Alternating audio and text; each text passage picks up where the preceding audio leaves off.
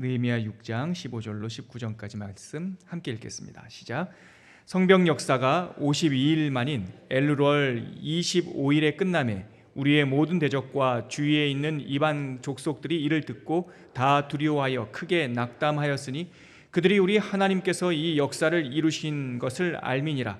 또한 그때 유다의 귀족들이 여러 번 도비아에게 편지하였고 도비아의 편지도 그들에게 이르렀으니 도비아는 아라의 아들 스가냐의 사위가 되었고 도비아의 아들 여호하난도 베레가의 아들 무슬람의 딸을 아내로 맞이하였으므로 유다에서 그와 동맹한 자가 많음이라. 그들이 도비아의 선행을 내 앞에 말하고 또 내 말도 그에게 전하매 도비아가 내게 편지하여 나를 두렵게 하고자 하였느니라. 아멘. 여러분, 그 진리, 사실을 정확하게 꿰뚫는 것이 그것이 지혜입니다. 여러분, 결승점은 말이죠, 빨리 달리는 사람들이 도착하는 곳이 아니고 끝까지 달린 사람들이 도착하는 곳입니다. 아무리 속도가 빨라도 중간에 포기하거나 방향을 다른 곳으로 달려가면 그 사람은 결승점에 갈 수 없습니다. 세상은 1등 하는 사람들만 결승점을 밟을 수 있다고 말하지만 틀린 말입니다. 먼저 갈 수 있죠. 그러나 포기하지 않으면 모든 사람이 다 그곳에 도착할 수 있습니다. 하나님은 1등을 부르시지 않고 끝까지 충성하는 자를 부르시는 줄 믿으시길 바랍니다. 속도가 아니라 인생은 방향과 충성, 즉 신실함입니다. 느헤미야와 예루살렘 유다인들은 결국 예루살렘 성벽을 건축했습니다. 우리 15절 한 번 더 읽어볼까요? 시작. 성벽 역사가 52일 만인 엘루월 25일에 끝남에.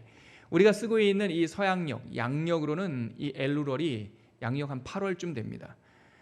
물론 음력으로 썼기 때문에 8월에서 9월 사이인데 저희가 편의상 그냥 8월로 생각하자면 양력 8월 25일, 7월 초순에 시작해서 52일 만에 성벽 공사가 완성된 거죠. 여러분, 어려움이 없는 인생은 없습니다. 제가 50도 안 돼서 인생을 논하기에는 민망하고 선배님들한테 죄송하지만 길지 않은 이 삶을 살아보고 또 청년들과 심지어는 여러분 고등학생, 중학생, 심지어는 초등학생한테까지 물어보세요. 어려움이 없니? 걔네들도 나름대로의 어려움이 다 있습니다. 어려움이 없는 인생은 없어요. 느헤미야에게 방해가 없었습니까? 음해가 없었습니까? 살해 위협이 없었어요? 다 있었죠. 그는 우리 인생과 동일하게 겪는 방해, 음해, 심지어는 살해 위협까지 다 겪었지만 동시에 꺼지지 않는 사명의 불이 있었고 그는 이것이 바로 무너진 도성을 향한 하나님의 거룩한 부담감이 되었고 이 사명에 따라 충성된 길을 걸었던 거죠. 그래서 지난 143년 기원전 586년에 폐허가 되어버린 그 성읍이 기원전 443년에 지금 완공되는 걸 보니까 얼추 430여 년 동안 무너져 있던 그 폐허가 되었던 도성이 52일 만에 건축이 된 거죠. 52일이라는 숫자가 의미하는 것은 느헤미야가 영웅적으로 탁월했다. 그 시대의 사람들이 열심을 내었구나. 이것을 상징하는 것이 아니에요. 그것만 상징하는 거 아니라고요. 52일이 상징하는 것은 빠르게 건축한 결과물이 아니라 그들의 직면하고 있던 현실도 이 52일이라고 하는 성과에 담겨 있는 거예요. 여러분, 무너진 아픔이 없고서야 어떻게 새로운 성벽을 지을 수 있었겠어요? 무너졌기 때문에 재건이라는 것이 가능한 거예요. 또 온갖 방해와 음해와 살해 위협이 없고서야 어떻게 전 공동체가 분깃, 자기가 맡은 앞부분이라고 하는 이 사명의 분깃과 연합이라고 하는 지혜로 52일 만에 성벽을 지어냈겠습니까? 방해가 있었기 때문에, 온갖 위협이 있었기 때문에 아무도 생각해보지 않던 이러한 새로운 방법, 어쩌면 성경적인 방법, 하나님의 분깃과 책임과 위임이라고 하는 방법을 통해서 이 성벽 140년 동안 무너져 있던 그곳이 52일 만에 재건된 것이죠. 그래서 무엇을 듣고 무엇을 보고 무엇을 붙드는가가 굉장히 중요한 거예요. 하나냐를 통해서 하나님의 부르심을 듣지 못했다면 140년 동안 그 상황에 대해서 알지 못했겠습니까? 아니요, 아는 사람들 많이 있었을 거예요. 그런데 그 무너진 거에만 집중했기 때문에 140년 동안 아무런 역사도 일어나지 않았던 거죠. 그러나 하나냐를 통해서 들려온 그 무너진 형편 속에서 느헤미야는 하나님의 사명을 들었던 거죠. 또한 느헤미야가 기도를 통해서 그 무너진 성벽에만 머물러 있다면 아무것도 안 되죠. 그러나 기도를 통해서 그 무너진 성벽, 그 폐허가 된 그 땅에 새롭게 지을 하나님의 도성, 소위 우리가 말하는 청사진, 성경적으로 말하면 비전, 그것을 보았기 때문에 이 일이 일어난 거죠. 또 그가 하나님께 주셨던 이 첫 마음을 돌아온 지 3일 만에 그 성을 둘러보는데, 시찰하는데 성 한 곳이 하나도 없는 거예요. 다 무너져 버리고 아유, 제대로 된 것이 하나도 없네, 이렇게 머물러 버렸다면 이런 일은 있을 수가 없어요. 그러나 돌아와 봤더니 자기가 생각과 전혀 다르게 더 상황이 어려웠더라도, 또 어려운 정도가 아니라 방해가 막 밀려왔는데 그 방해에 자기의 마음이 녹아져 버렸다면 이러한 결과물이 있을 수 없죠. 형편과 들려오는 상황에 묶이지 않고 하나님의 사명을 붙들었기 때문에 52일 만에 140년 동안 무너져 있던 그 성벽을 재건해낼 수 있었던 거예요. 그래서 여러분, 인생이란 결국은 무엇을 듣느냐, 무엇을 보느냐, 무엇을 붙드느냐에 관건이 있는 거예요. 아침에 일어나자마자 여러분 텔레비전 틀고 신문 먼저 펼치지 마십시오. 아침에 일어나서 여러분들이 샤워하실 때 여러분 휴대폰으로 그날의 말씀, 그날의 통독 본문 들으세요. 제가 민망한 얘기지만 제가 매일 녹음을 하잖아요. 저는 샤워할 때마다 그 녹음을 들어요. 제 목소리 제가 듣는 게 민망해요, 여러분. 근데 저는 제 목소리를 듣는 것이 아니라 그날의 통독 본문을 들어요. 무엇을 보느냐가 중요해요. 신문을 펴기 전에 여러분 단 한 절이라도, 신문을 보지 말라는 뜻이 아니에요. 먼저 볼 것은 말씀을 먼저 보세요. 말씀을 먼저 펼 여유가 없다면 식사하시면서 여러분들이 암송하고 있는 한두 구절의 성경 말씀을 이 머릿속에 채우셔야 돼요. 마음속에 채우셔야 돼요. 그렇지 않고 신문을 먼저 펴면 신문에는 굿 뉴스가 많습니까? 배드 뉴스가 많습니까? 안 좋은 뉴스가 더 많죠. 우리가 세상을 살아가야 될 현장은 그렇다고요. 안 좋은 뉴스가 돈이 되고 안 좋은 뉴스가 재밌어하는 세상이에요. 그럴 때 하나님의 굿 뉴스, 먼저 복음을, 하나님의 사건의 말씀을 먼저 채우는 은혜가 있기를 바랍니다. 세상에 살다 보면 우리가 맨날 좋은 성도들 같은 우리 백성들 같은 사람들만 만납니까? 아니죠. 산발락과 도비아와 게셈 같은 사람들을 만나게 돼요. 그럴 때 그 사람들한테 묶이면 나는 그 사람들과 싸우겠다고 붙들었다고 생각하지만 다른 모습을 보면 그 사람들한테 붙들린 거예요. 하나님을 붙드시길 바랍니다. 여러분들이 하나님을 붙드실 때 하나님의 사랑과 하나님의 복음과 그 진리가 여러분들을 붙들어 주실 줄 믿으시길 바랍니다. 느헤미야는 하나님의 사명을 들었고 하나님의 비전을 보았고 하나님을 붙들어서 52일 만에 엘루럴 25일 그 성벽은 완성이 되었습니다. 그런데 이 완성됐더니요, 이 오래된 원수들이 가만히 있질 않아요. 완성된 성벽을 보고 어떤 반작용이 일어났는지 이어지는 16절 말씀 같이 한번 읽어볼까요? 시작. 우리의 모든 대적과 주위에 있는 이방 족속들이 이를 듣고 다 두려워하여 크게 낙담하였으니 그들이 우리 하나님께서 이 역사를 이루신 것을 알미니라. 성벽이 완성되었어요. 여러분 보십시오. 이 유다인들과 느헤미야의 대적은 이 예루살렘 도성과 전혀 상관없는 사람들이 아니에요. 이 대적의 대장 노릇을 하던 산발랏은요, 사마리아의 총독이었어요. 느헤미야가 부임하기 전에 그 총독, 예루살렘 총독 공백기에는 이 사마리아 총독 산발랏이 이 예루살렘까지 관할하던 사람이에요. 도비아도 마찬가지고요. 그 예루살렘 주변에서 살던, 거기에 삶의 기반을 두고 있던 사람이고요. 그 땅이 무너진 걸 보면 마음은 아파야 되고, 그 땅이 백성들이 살기 좋은 도성, 회복된 도성이 되면 기뻐해야 되는데 참 특이해요. 이거를 여러분들 이해하려고 하지 마십시오. 이해가 안 돼요. 그게 원수의 특징이기 때문에. 좋은 일이 있는데 원수들은 이상하게 싫어해요. 회복되는 사건이 일어났는데 왜 싫어하죠? 이거를 경계하셔야 돼요. 52일 만에 무너진 도성 예루살렘의 성벽이 완성되었는데 주위에 있는 모든 대적들이 이것을 보고 두려워하고요. 맨 처음에는 방해하려고 했고요. 그 다음에 어떻게 합니까? 낙담했다고 되어 있어요. 하나님께서 이루시는 성벽을 보고 두려워하고 낙담해요.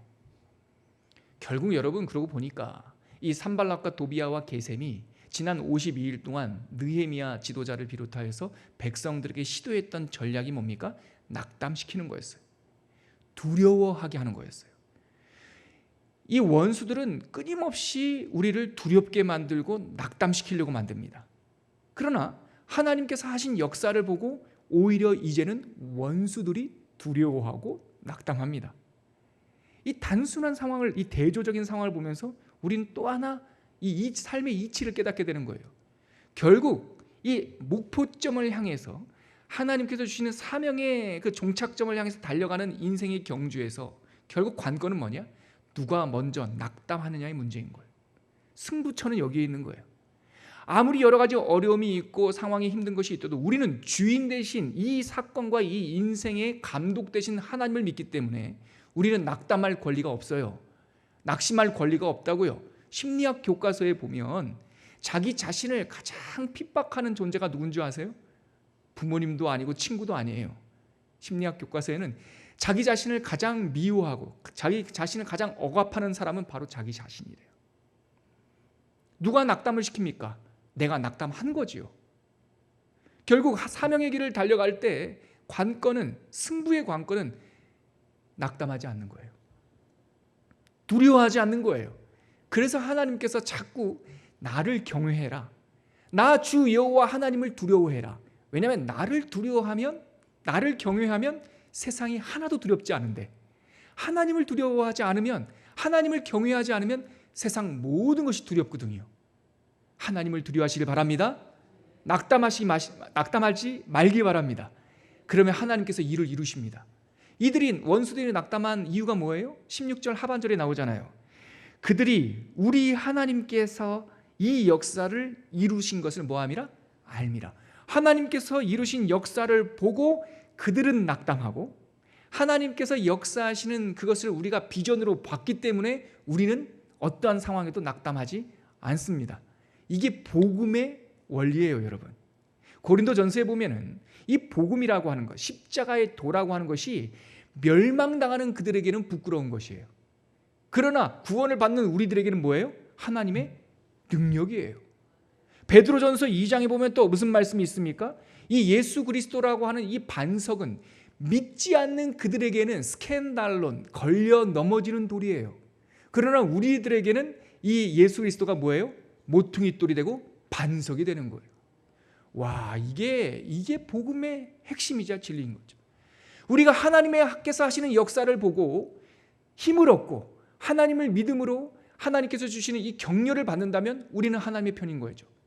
근데 하나님의 역사를 보면서 하나님이 보이지 않고 내까짓 게 그래 하나님이 하시라 하시지, 하나님과 나는 상관없어, 우리가 서 있는 그 자리가 하나님의 주권이 아닐 수 있습니다. 여러분, 원수들은 하나님께서 하시는 역사를 보면 두려워하고 낙심합니다.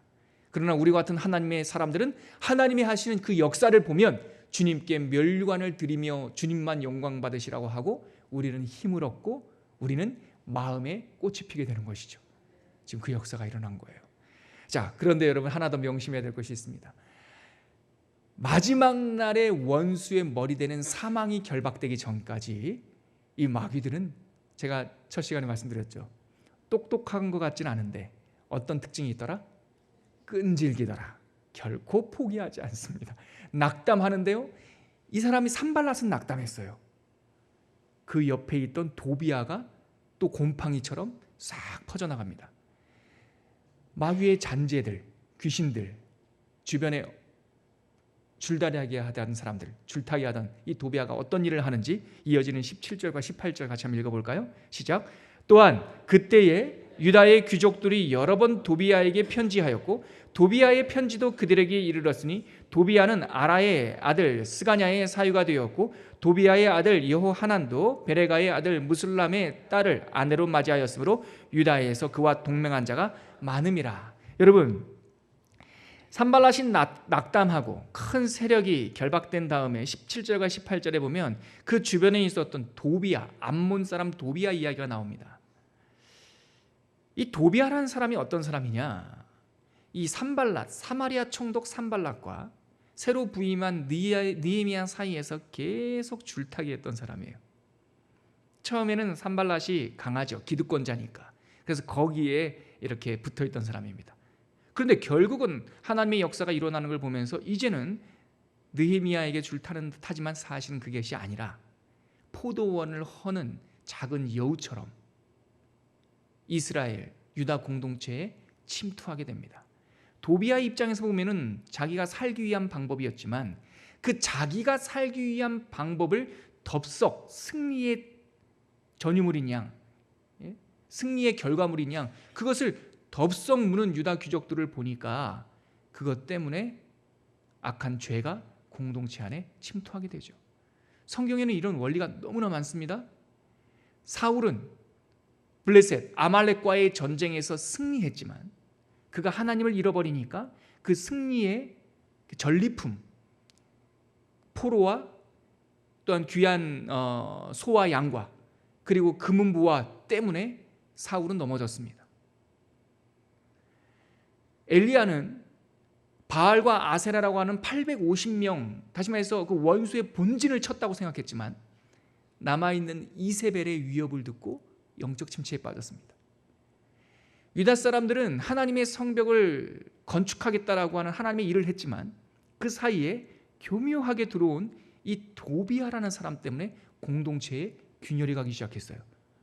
도비야의 전략이 뭐였냐면 그 땅의 지도자들과 연맹하는 거였어요. 혼인관계를 맺는 거였어요. 18절에 보십시오. 아라의 아들 스가냐의 사위가 되었습니다. 아라가 누굽니까? 스룹바벨의 에스라서에 보면 스룹바벨이 1차 귀환할 때 함께 귀환했던 귀환 1세대예요. 그의 아들 스가냐, 이 스가냐의 역할은 동문직이에요. 동문직이 문직이라고요. 성벽의 경호대라고요. 경호대장, 동쪽 경호대장의 사위가 돼요. 그 다음에 보십시오. 도비야의 아들 여호하난도, 여호하난 유대식 이름으로 이름을 바꿨어요. 그는 베레가의 아들 무슬람의 딸을 아내로 맞이하게 돼요. 이 무슬람이 누굽니까? 제사장이에요. 제사장의 딸을 자기의 며느리로 받는 거예요. 다시 말해서 유다의 귀족들과 이 도비야가 결탁을 하는 거죠. 그냥 결탁했겠습니까? 이들 사이에 뭐가 왔다 갔다 했을까요? 우리가 상상하는 그것들이 왔다 갔다 했겠죠. 그리고 나서 19절에 보니까 같이 한번 읽겠습니다. 19절 시작. 그들이 도비야의 선행을 내 앞에 말하고 또 내 말도 그에게 전하매 도비야가 내게 편지하여 나를 두렵게 하고자 하였느니라. 더 교묘한 도전으로 이 공동체를 막 흔들고 있는 거예요. 여러분 우리가 세상을 살다 보면 세 종류의 사람들을 만나죠. 우리가 바른 일을 할 때 늘 그것을 격려하고 좋은 일입니다. 집사님 힘을 내세요. 힘을 내세요. 어떤 사람들은요, 뭘 한다 그러면 그냥 대놓고 반대하는 사람들이 많아요. 차라리 이런 사람들은 괜찮아요. 대놓고 반대하니까. 살다 보면 도비야와 같은 사람들이 있어요. 이 두 사이에서 줄타기 하는 사람이에요. 이게 대세인 것 같으면 이렇게 흘러가고 이게 대세인 것 같으면 이렇게 흘러가고. 여러분 이렇게 줄타기 하는 사람들의 특징은 뭡니까? 심지가 없는 사람이죠. 말씀에 기반이 없는 사람이고 진리가 없는 사람이에요. 하나님 믿는 사람들은 줄타기 하는 사람들이 있을 수 없어요. 왜냐하면 하나님 믿는 사람들은 진리가 있는 사람들이잖아요. 진리는 줄타기 하지 않습니다. 이거면 이거고 이건 저거면 저거지 중간지대가 없다고요. 예. 여러분 두 사이에서 머뭇머뭇하지 마십시오. 이거고 이거는 이거고 저건 저겁니다. 제가 우리 초원교회 부임에서 이 말 자주 들었다고 했죠. 혼동된다. 혼동될 거 없습니다. 이것이 진리입니다. 말씀이 기치이고 이 기치 위에 모여야 되는 것입니다. 말씀이 가는 데까지 가고 말씀이 멈추는 데서 멈추고 말씀이 꾸지람하면 겸손히 고개를 숙이고 엎드러지고 말씀이 힘을 내라 하면 힘을 내는 것이죠. 성경 말씀 위에 우리가 모든 것들을 다시 재건하는 하나님의 축복이 우리 공동체와 한국교회에 임하기를 주의 이름으로 축원합니다. 자, 이렇게 하나님의 이렇게 원수의 교묘한 도전이 오니까 지도층이 타락한 거예요. 그래서 방금 읽었던 19절에 보니까 지도층이 하는 일이란 게 뭐냐면 도비야 원수의 선행을 자꾸 지도자에게 얘기하고 또 그 다음에 보니까 지도자 느헤미야의 말도 원수에게 전해요. 이걸 뭐라고 하죠? 전문적인 용어로? 여기에 있는 정보를 저쪽에다가 보내고 저쪽에 있는 정보를 이쪽에다 보내는 거. 뭐라고 그러죠? 간첩이죠. 간첩 중에서도 제일 고약한 간첩이 뭔지 아십니까? 이중 간첩이죠. 이중 간첩은 애국심도 없고 뭐만 있어요? 이익만 있어요. 이중 간첩은 사상과 애국심으로 나라를 위해서 정보전하는 사람들이 아니에요. 자기밖에 모르는 사람들이에요. 누가 이런 짓을 했다고요? 지도자들이요. 지도자들이 도비아의 이야기는 느헤미야에게, 느헤미야의 이야기는 도비아에게. 이게 심각한 거지요. 그랬더니 느헤미야는 줄다리기 하지 않거든요. 일관적으로 하나님의 말씀과 사명만 얘기하거든요. 그러니까 도비아가 뇌물을 줘도 안 돼, 좋은 말을 해도 안 돼. 느헤미야가 흔들리지 않으니까 결국은 어떻게 했습니까? 도비아가 19절 후반절에 보니까 도비아가 내게 편지하여 나를 뭐 했어요? 두렵게 하는 거예요. 협박 편지까지 막 보내게 만들고요. 지도자들이 이러면 안 돼요, 여러분. 지도자들이 뭐 이렇게 말만 전해주는 사람들이 되면 안 된다고요. 대학 교수라고 하는 교수님들의 특징이 뭡니까? 대학 교수님들은요, 지식 소매상들이 아니에요. 저널리스트들이 아니라고요. 어떤 학자가 이렇게 얘기했다, 저런 학자가 이렇게 얘기했다. 대학교 1학년 개론 시간에는 어떤 학문에 대해서 누가 역사적으로 이런 얘기를 했더라 라고 말할 수 있습니다. 그래서 이거를 대학교 1학년 때 배우는 개론이라고 그래요. 그럼 대학교 교수님들은 뭐 하시는 분입니까? 누가 이렇게 주장했지, 누가 저렇게 주장했어, 누가 저렇게 했지. 그런데 나는 이렇게 생각한다. 이게 학자입니다. 학자. 이 시대에 학자가 없고 저널리스트들, 누가 이랬어, 독일의 학자가 이랬어, 누가 이런 것만 전한다면 어떻게 대학에서 학자들, 학문을 하는 사람들이 일어날 수 있겠어요? 마찬가지로 이 시대에 이런 지도자들이 필요하다고요. 누가 이랬어, 누가 저랬어. 기자들도 마찬가지입니다. 요즘에 제가 안타까운 것은 기자는요, 그냥 소식만, 가짜 뉴스든 진짜 뉴스든 떠도는 소문만 전하는 게 기자가 아닙니다. 그 사이에 있는, 그 사건들 속에 있는 내용을 전곡으로 찔러내는 거죠. 방지연 선생님의 시리아 방성대곡이라고 하는 민족의 마음을 뜨겁게 했던 그 사설은요, 신문 사설이었어요. 나중에 일은 그다음 두고. 그런데 온통 미디어가 떠도는 이야기, 자기한테 유익한 이야기, 진영 논리에 빠져가지고 그것이 사실인지 아닌지를 구분하지 않고 요즘에도 일본과의 갈등 속에서 그냥 막 써내는 거죠. 교수님들은 학문을 연구해서 나는 이렇게 생각한다 라고 말하지 않고 여기저기. 오늘 보니까 이스라엘 공동체 안에서도 지도자라는 사람들이 도비아의 말을 전하고 느헤미야의 말을 전하고 그 가운데 자기 이익만 취하는 거죠. 여러분, 이 시대의 교회가 어떤 역할을 하는 사람들입니까? 우리는 왕 같은 제사장이요, 그의 소유된 나라예요. 이 땅에 있는 교회는 바로 이 빛이 없는 세상 속에서 지도자의 역할을 해야 되는 거예요. 무엇이 진리인지, 무엇이 사실인지, 모든 사람들이 다 상대주의로 흘러가도, 모든 세상이 다 동성애가 성적 취향이라고 말해도, 모든 세상에서 돈이 최고라고 말해도 우리는 그게 아니라고 주장하는 사람들이에요. 아멘이시죠? 우리는 진리가 있는 사람들이에요. 지도자들이 붕괴했어요. 오늘 이 말씀 속에 담겨있는 하나의 메시지에 지목하시기 바랍니다. 성벽은 쌓았는데 지도자들이 하나의 말씀에 붙들어 있지 않으니까 내면에 균열이 일어나기 시작한 거예요. 여러분, 성벽을 재건하십시오. 성벽 재건과 동시에 그 성벽이 보호하려고 했던 하나님의 사람으로 다시 우뚝 서십시오. 교회는 열심히 다녔지만 믿음의 균열이 가면 안 됩니다.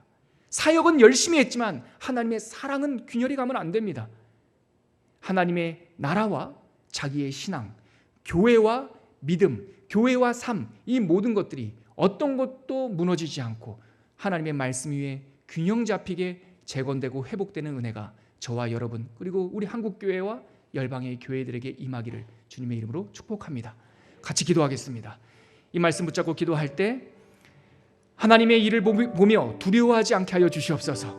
하나님의 이름을 찬양하게 하여 주시옵소서.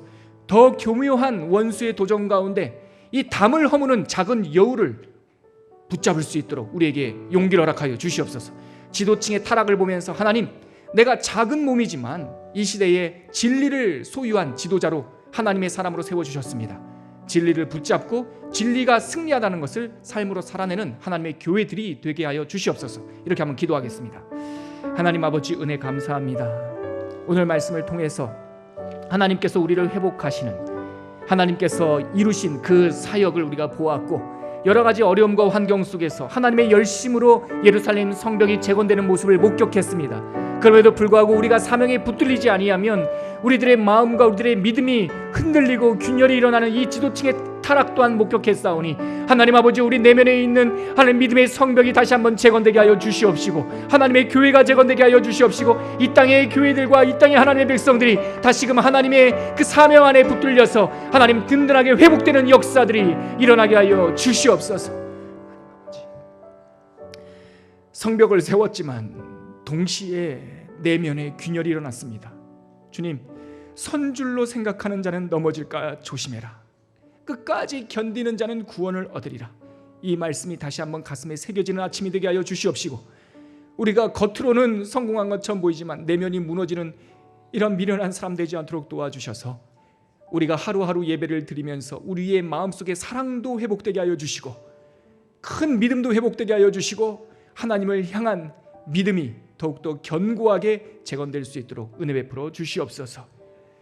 이제는 십자가에서 무너진 모든 것들이 다시 살아나는 그 생명의 역사를 우리에게 보여주신 예수 그리스도의 은혜와 우리가 세우는 모든 일을 이루시는 하나님의 열심, 그 하나님의 사랑과 또한 우리와 함께 하시며 우리와 함께 벽돌을 쌓아 올리시는 성령님의 동행하심이 오늘 성벽이 완성되었지만 내면의 균열을 일으키는 이 모습을 보면서 항상 하나님 앞에 선줄로 생각한다면 넘어질까 조심하고 끝까지 충성되게 이 믿음의 길을 걸어가기로 결단하는 주의 백성들이 위해 지금부터 영원까지 함께 계시기를 간절히 축원하옵나이다. 아멘.